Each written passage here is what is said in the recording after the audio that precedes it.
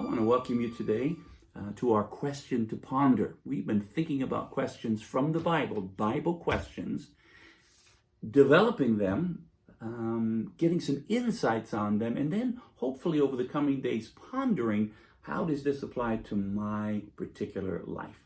I've got a good question for you today from the book of Genesis, chapter 18. And Father Abraham asked this question that to this day people are asking, and probably you have asked this yourself. I'm reading just one verse, Genesis 18 and verse 25. That be far from thee to do after this manner, to slay the righteous with the wicked, and that the righteous should be as the wicked, that be far from thee. Shall not the judge of all the earth do right? There's the question. Shall not the judge of all the earth do right? The context of chapter 18 is the story of Sodom and Gomorrah. In chapter 18, by this time, Abram's nephew Lot has moved into this city of Sodom, the twin cities of Sodom and Gomorrah. He's become a leader in town. If you read chapter 18, you find that God said, the cry of the wickedness of these cities has come up to heaven, and I've come down to look. And if it's true what I'm hearing, people are praying, I'm going to destroy this city. Abraham becomes the intervener or intercessor for the people of Sodom. And he says, well, what if there's 50 righteous people? Would you destroy the whole city, the righteous and the wicked, if there's 50 righteous people? And God said, okay, I won't for 50. He says, well, how about 45? Would you spare it for 45? God said, okay, 45. Abraham says, well, I don't want to offend you, but what about 40? Would you spare the city if there was 40 righteous people, people who live for you? God said, I'll spare for 40. He goes all the way down to 20 and finally to 10. He says, well, wait a minute, because he knows it's a pretty wicked place. How about 10? If there's 20 righteous people, man or woman, in this place, would you spare them from judgment? And God said, yes, I will. And then it says Abraham went home. But the question that I want you to ponder is this. It's about God's justice. Shall not the judge of all the earth do what's right? A lot of people question that. When bad things happen, natural disasters, the death of a loved one, loss of a job, illness comes into a family, sometimes people begin to doubt God's justice, maybe God's goodness and God's mercy as well.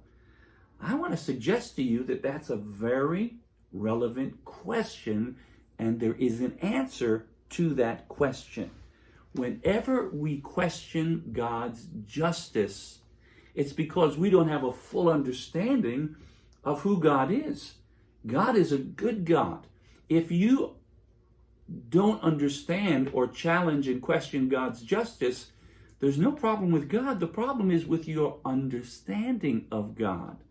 Sometimes when God's judgment does fall, it's the direct result of generational sin or rebellion, or people who God has given multitude of opportunities to get their lives right, and they won't. And finally, God says, enough is enough, and the consequence of their sin may bring his judgment. But the God of all the earth always does what's right. His justice is perfect. When is God's justice questioned? I'm going to close with this. When he's dealing with his children, God's justice is always right.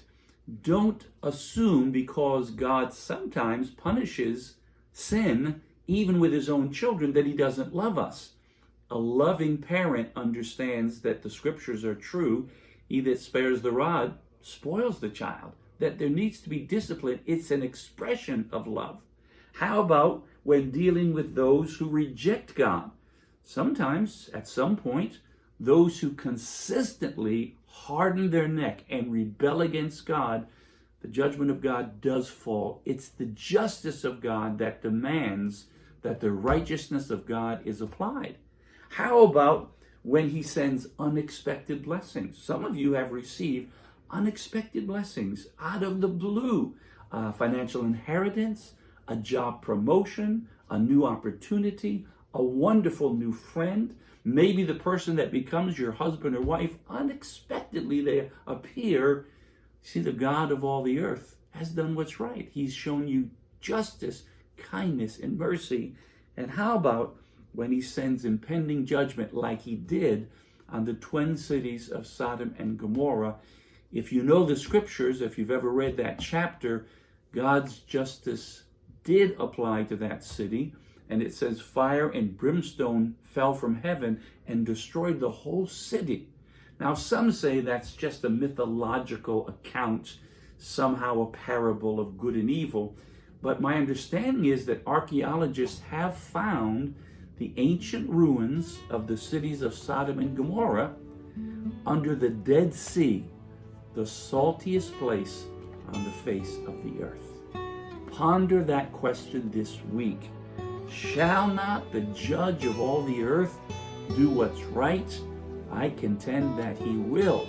In our world and in the ancient world, God always does what's right.